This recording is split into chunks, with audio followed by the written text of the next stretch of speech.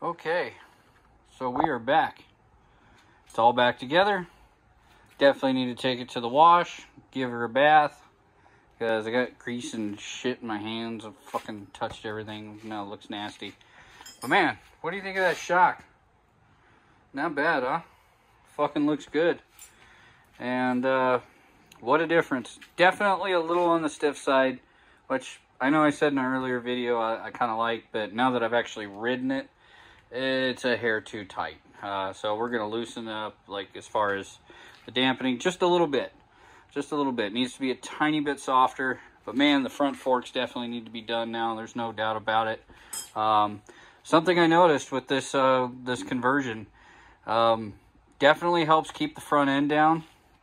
And definitely is really good in turning now. I mean, it fucking flippity flops really super easy. Not that it really had a problem before, but I wish I could show you, but there's really no way to do it. It's a night and fucking day difference. So got the valves adjusted properly, got that put back in time, everything good. Like anybody who ever takes apart their valve train, I was always a little nervous. But I double, triple checked my mating marks, you know, turned it over a few times by hand just to make sure there was no interference. All my mating marks lined back up. Very confusing because typically you go off of the markings on the cam gears. Word to the wise, just fucking ignore them. There's actually marks on the cams themselves. There's little holes, and then there's vertical lines on the retainers. And you set the timing at bottom dead center, which is where the little triangle is. That's how you keep this thing in time. And got the new tensioner on there, so we got rid of the garbage old one, which is down there. And so now it's just time to change the oil. And I have an air filter on order. I just cleaned this one out with compressed air and soap and water. Yes, it's a paper one, but yes, you can do it. I did do the airbox mod. I forgot to film that. But honestly, I did so much work to this thing. I don't know what in particular made it run better, but it does. It feels better. It runs better. It rides better.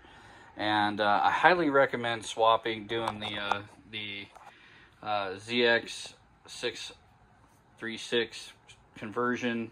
Like I said, you can get these shocks everywhere on eBay for fucking well under $100. This one does great. It feels great. It fits great. Barely, but it does fit. I just wanted to hear if there were any clearance issues, because you can look in here. I mean, there is not much clearance, but there's enough, and that's all that matters. And it just feels like a better bike now. Now, honestly, I gotta upgrade the brakes. Like, it just sucks. The more I do to this thing, the more I see its shortcomings, which is the one drawback to the MT-09. Fantastic motor, fantastic frame, garbage suspension, front and rear, and subpar brakes. Good enough, I guess. But for as much power as this thing has, Yamaha really went cheap everywhere around. But that fucking motor is outstanding. And yes, man, now that the valves are... Oh, I guess I can show you. So what it was doing before... Let's see. When it was hot, which it is hot now, we'll show you. I just got back from putting fuel in it, taking it for a ride.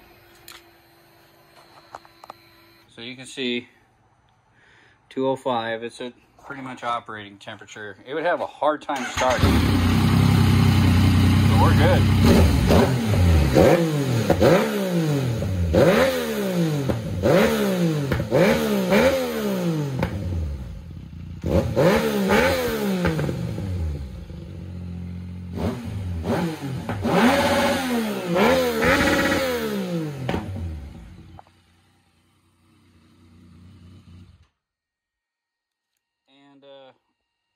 Kind of sucks it doesn't really shoot flames like it used to, but I'm assuming that had something to do with the valve lash, because the AIS is still hooked up on this thing. It's just not doing it anymore.